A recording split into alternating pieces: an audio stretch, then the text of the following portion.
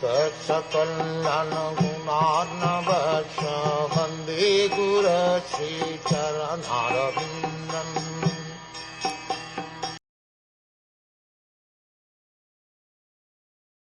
There were also many other temples of various forms of the Supreme Personality of Godhead Vishnu, established by great sages and demigods. These temples were marked with the chief emblems of the Lord, and they reminded one always of the original personality of Godhead, Lord Krishna.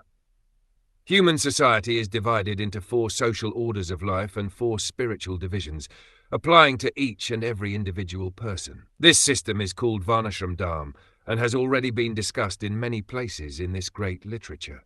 The sages, or persons who completely devoted themselves to the spiritual upliftment of the entire human society, were known as Dvijadeva, the best amongst the twice-born.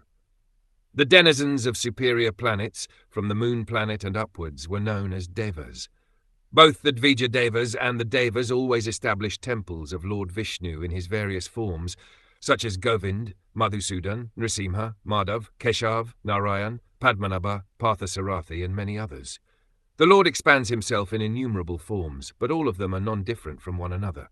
Lord Vishnu has 4 hands, and each hand holds a particular item, either a conch shell, wheel, club, or lotus flower. Of these 4 emblems, the chakra, or wheel, is the chief. Lord Krishna, being the original Vishnu form, has only one emblem, namely the wheel, and therefore he is sometimes called the Chakri. The Lord's chakra is the symbol of the power by which the Lord controls the whole manifestation. The tops of Vishnu temples are marked with the symbol of the wheel, so that people may have the chance to see the symbol from a very long distance, and at once remember Lord Krishna. The purpose of building very high temples is to give people a chance to see them from a distant place. This system is carried on in India whenever a new temple is constructed, and it appears that it is coming down from a time before recorded history.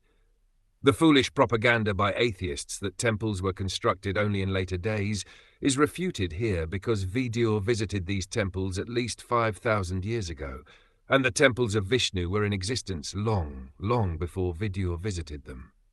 The great sages and demigods never established statues of men or demigods, but they established temples of Vishnu for the benefit of common men, to raise them to the platform of God consciousness.